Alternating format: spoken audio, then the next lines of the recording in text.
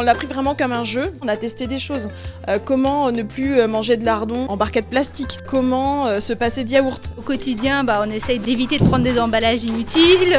Si on peut acheter en vrac, on achète en vrac. On essaie de beaucoup moins produire et du coup on a une empreinte carbone moins grande. Le fait de mesurer par exemple ces déchets, je pense qu'on n'a pas conscience du poids que ça peut faire. Ça nous a amené à réfléchir à d'autres manières de faire. J'ai testé tous les shampoings solides du marché, je pense, pour finalement me rendre compte que je prenais plutôt du shampoing liquide, mais je le prends en vrac. Et finalement, je réduis quand même mon impact. C'est important de participer aux améliorations et aux efforts pour sauver la planète.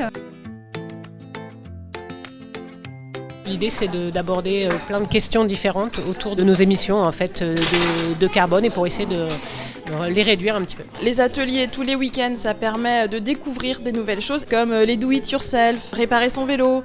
Ce sont des moyens d'aller encore un petit peu plus loin et puis de découvrir aussi ce que les autres font au sein de leur foyer pour améliorer leurs pratiques. On a fait pas mal d'ateliers, peut-être une dizaine en tout. Ce qui était bien, c'était qu'à chaque fois, c'était des thématiques différentes. L'eau, l'énergie, là c'est la biodiversité. Et il y avait à la fois des exposés un petit peu théoriques qui donnaient des statistiques et puis des choses pratiques à faire, des ateliers de création, de fabrication. Donc c'est bien équilibré. On a fait le défi zéro carbone, on a commencé l'année dernière. On essaie d'inculquer à Lucien justement quelques bonnes pratiques en termes d'environnement. Donc lui, il trie déjà les déchets à la maison et il sait faire la différence entre le recyclable et le non recyclable. Et puis là, je l'ai initié au compostage aussi. On est par groupe, chaque groupe a un groupe WhatsApp et on nous donne en plus toutes les semaines un petit défi particulier. Si on va aller plus loin que les ateliers, toutes les semaines on a notre petit mail qui nous alerte sur ce qui va se passer dans la semaine d'après, il y a du contenu. On s'échange des petites astuces et puis on s'encourage. On a continué sur notre lancée parce que ce que le défi permet, c'est d'acquérir des réflexes, d'en créer une sorte de routine avec des nouvelles habitudes qu'on prend. Donc forcément, à l'issue du défi, on les garde. Après, j'ai envie de dire, c'est un art de vivre.